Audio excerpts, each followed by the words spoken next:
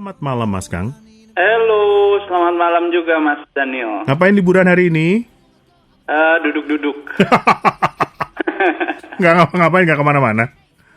Enggak, kita makan ini, opor. Makan opor. Ketupat. Ya, lengkap ya liburannya ya. Oh iya, mau menyampaikan selamat Idul Fitri buat sahabat Sonora, silahkan loh. Iya, kepada pendengar Sonora ya, dan juga teman-teman yang merayakan Idul Fitri, saya ucapkan minal aidin wal faizin, mohon maaf lahir dan batin. Baiklah. Nah, banyak orang rancu tuh, bingung waktu baik bukannya tiap hari baik ya? Iya. Iya. Nah, memang betul sih tiap hari waktu yang baik. Tapi untuk melakukan apa? Dan siapa? Gitu. Jadi kalau hari baik kan sebenarnya udah balik ke 2000 tahun yang lalu itu orang-orang memang menggunakan hitungan mencari waktu baik. Ini maksudnya adalah tanggal baik atau jam baik untuk menikah gitu misalnya ya? Banyak gunanya, misalnya buat untuk pernikahan atau sesuatu yang penting seperti mulai usaha, pindah rumah, bangun rumah. Oke. Ada yang lebih ekstrim lagi, hitung tanggal buat potong rambut. Oh, ada juga. Ada yang banyak yang nanya seperti itu. Oke. Nah, sebenarnya apa sih itu waktu yang baik? Ya, waktu yang baik sebenarnya itu cukup simpel. Yaitu waktu di mana kita nih dalam keadaan yang selaras dengan alam. Jadi baik secara mental, spiritual, dan fisik itu kita sedang di saat yang sangat optimal. Ya, jadi kalau melakukan sesuatu yang baik juga, harapannya ke depannya hasilnya baik juga. Gitu. Nah, untuk tahu waktu yang baik untuk kita, caranya bagaimana? Biasanya orang-orang lebih sering lihat di buku tungsu. Ya, tapi sebenarnya kalau mau lebih akurat, itu harus di personalize. Yaitu kita harus hitung tanggal, bulan, lahir, dan jam. Nah, baru kita bisa dapat waktu yang terbaik secara individu. Oke. Dan itu akan berbeda-beda setiap orangnya ya? Beda-beda, dan contohnya kalau untuk pernikahan itu cukup sulit karena yang dihitung itu kedua belah pihak. Ya, calon suami dan calon istri ini dua-duanya harus dapat waktu yang baik. Iya, nggak bisa salah satu doang, Mas Daniel. Iya kan, yang nikah 2 orang. Iya. Nah, ketika memang tidak memungkinkan untuk menghitung secara personalized tanggalannya Pak Kang misalnya, itu kan ada hari-hari yang merah, hari-hari yang hitam gitu. Apakah itu juga bisa dijadikan satu pedoman untuk waktu yang baik? Betul, hitungan tanggalan yang udah ada seperti papa saya itu hitungannya semi pribadi ya, karena di situ juga udah ada nilai untuk hitungan tanggal lahir, bulan, dan jamnya. Ya, jadi itu bisa dimanfaatkan juga. Oke. Nah, untuk sahabat Sonora yang ingin mengetahui waktu baik untuk melakukan sesuatu, apa yang sebaiknya dilakukan? Ya harus beli. Mas Daniel mancing nih. Jadi kan dia harus tahu tanggal lahir, jam lahirnya. Lahir dan bulan dan jamnya harus udah ada dan harus dihitung. Nah, kalau nggak mau rumit ya beli kalendernya.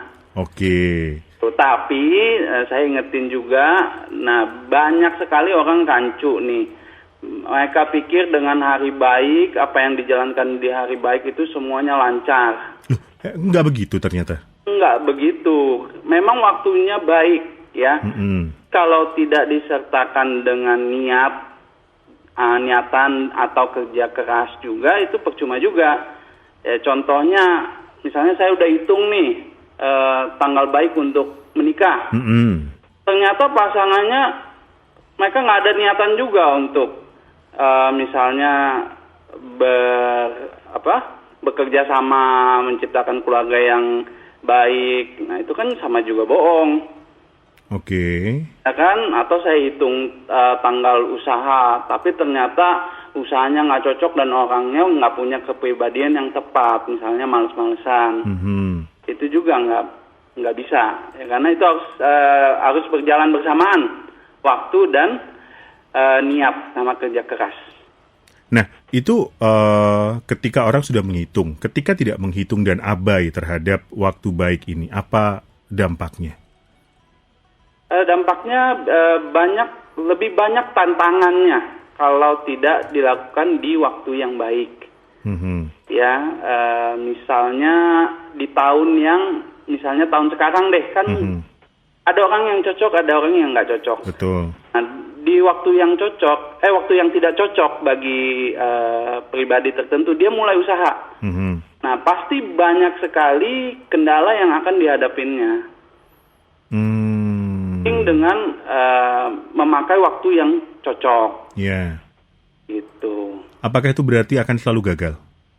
Enggak juga. Enggak juga. Pasti banyak tantangannya. Kalau untuk gagal kita mesti hitung seberapa parah waktu yang dipakai pada saat itu. Dan juga kecocokan di saat yang dikerjakan itu apa. Misalnya pindah rumah. Nah, kalau pindah rumahnya di posisi yang tepat, ya kita tinggal mengambil cara-cara yang nggak terlalu ribet lah untuk merapikan itu balik. Tapi kalau ternyata udah fatal, ya mau nggak mau deh, itu kemungkinan berhenti lebih besar.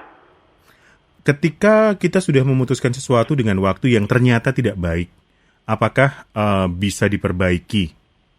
Bisa. Caranya? Kita melakukan, kita sebutnya kias. Kias? Ya? Kias. Seperti tolak bala. Oh, oke. Nah, tapi kita melakukannya di waktu yang sudah terhitung baik.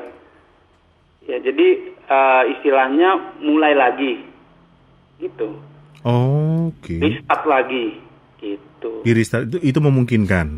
Itu memungkinkan. Jadi dan buat ada cara-caranya. Ada cara-caranya. Betul. Jadi buat sahabat Sonora yang sekarang kebetulan mendengarkan, kemudian setelah kemarin konsultasi dengan Mas Kang atau dengan Pak Kang, ketahuan waktunya nggak baik, jangan khawatir karena ada caranya. Betul. Yang tahu caranya?